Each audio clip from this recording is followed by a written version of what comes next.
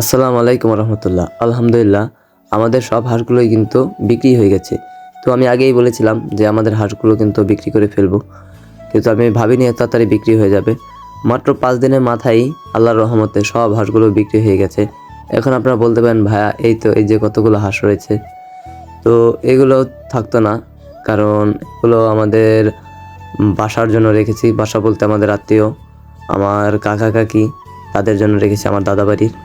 তো তারা এসে 10 পিস হাঁস পছন্দ করে গেছে, এই লাস্টের 10 পিস। তো এগুলো তাদেরকে আমার দিয়ে আসতে হবে। তাছাড়া আমি একটা হাঁসও কিন্তু বাজারে যাই বিক্রি করিনি, একটা হাঁসও না। আমি প্রথমে চিন্তা করেছি এত হাঁস নেবে কে, তো আল্লাহর অশেষ রহমতে একটা হাঁসও আমার বাজারে নিতে হয়নি, সবগুলোই কিন্তু বাড়ি থেকে সেই মানুষ নিয়ে গেছে। তো হাঁসগুলো বিক্রিও করা হয়ে গেছে মাত্র 4 থেকে 5 দিনের মাথায়, যেটা আমি কখনো কল্পনা করতে পারিনি। আমি ভেবেছি হয়তো 1 মাস 2 মাস সময় লাগবে, বা বাজারে নিতে হবে, হাটে নিতে হবে, কিছু কিছু করে অল্প অল্প করে বিক্রি করতে হবে। আপনারা বিশ্বাস করবেন না, এই হাঁসগুলো যেদিনকে এই যে আমি দাদা বাড়ি দিতে গেলাম, তো সেদিনকেও কমপক্ষে 5-7 জন এসেছে লোক, যে ভাই আমার এক জোড়া হাঁস লাগবে, আমার 5টা, আমার 3টা, আমার 4টা। কিন্তু হাঁস আমি দিতে পারিনি, কারণ হাঁস নেই। এই 10 পিস হাঁস ছিল, যেগুলো আমার দাদা বাড়িতে দিয়ে আসতে হচ্ছে। যে তারা যে দাম কম দিচ্ছিল তা না, যেরকম তারা 650 করে কিন্তু দিচ্ছিল, তাও আমি দিইনি, কারণ আমার দাদা বাড়ি এগুলো দিতে হবে। আর দাদা বাড়ির মানুষ, তাদের জন্য কিন্তু এগুলো রেখেছি মাত্র 600 টাকা করে। আমি তাদেরকে বলেছি, তারা 650 করে দিতে চেয়েছিল, আমি মানা করেছি, কারণ খেলে নিজেদের আত্মীয় স্বজনই খাবে, বাইরের মানুষ না।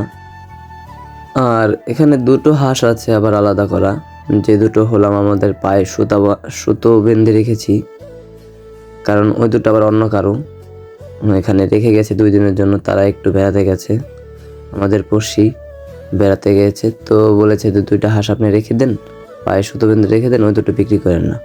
তো আমরা রেখে দিয়েছি ওই দুটো কাল পরশু এসে নিয়ে যাবে।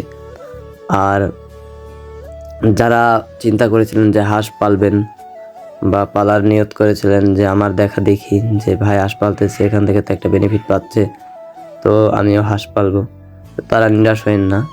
কারণ হাঁস পাললে যে লাভ আছে, প্রত্যেকটা জিনিসে লাভ ও লোকসান আছে। তো এখন যদি আমি হাঁস পালি, ইনশাল্লাহ আল্লাহর রহমতে কোনো লস হবে না, কারণ আমি এখন বুঝে গেছি কোনটা কি খাওয়াতে হবে, কোন সময় কি মেডিসিন দিতে হবে না দিতে হবে। এখন আপনারা অনেকে বলতে পারেন, তাহলে ভাই আপনি হাঁসগুলো বিক্রি করলেন কেন? ভাই আমার একটু সমস্যা আছে, কারণ নিজস্ব পুকুর না থাকলে পরে এই হাঁসটা আপনারা চিন্তা করেন না। আর যদি আবদ্ধ করে পালার চেষ্টা করেন, নিজে হাউস বানান, সেটা আলাদা সাবজেক্ট। কিন্তু নিজস্ব পুকুর থাকলে আপনি হাঁস পেলে লাভবানও হতে পারবেন। তারপর আপনার যশোর এক এক জায়গা আছে, অনেক খুলনার কিছু কিছু অঞ্চল আছে যেখানে শামুক পাওয়া যায়। তো এখন বলতে পারেন, ভাই ওখান থেকে কি এখানে আসবে?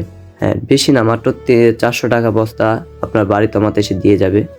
মিনিমাম 10 বস্তা বা 5 বস্তা অর্ডার করতে হয়, 10-20 বস্তা। তো 4-10-এ 4,000 টাকা 10 বস্তা আপনার চলে আসবে, তো আপনার বাড়িতে আমার। আর ওখানে 10 বস্তা, এক এক বস্তায় 40 থেকে 50 কেজি শামুক থাকে। তো এখানে আপনার অনেক রকমের অনেকটাই খাদ্য খরচ কমে যাবে। তো ইনশাল্লাহ এখন এখান থেকে আপনি লাভবান হবেনই, যদি আপনি নিজস্বভাবে পুকুর থাকে, শামুক এনে পুকুরে ছাড়েন, তো আপনার খাবারের খরচ কিন্তু অর্ধেক কমে যাবে। এক্ষেত্রে আপনার লাভবান হবেন। তো আল্লাহর রহমতে এখন আমরা নিয়ত করেছি যে আমরা এখানে কোয়েল পাখি উঠাবো। তো কোয়েল পাখি না অন্য কিছু উঠাবো এখানে ঘরের ভিতরে, আপনারা সকলে কমেন্ট করে জানাতে পারেন।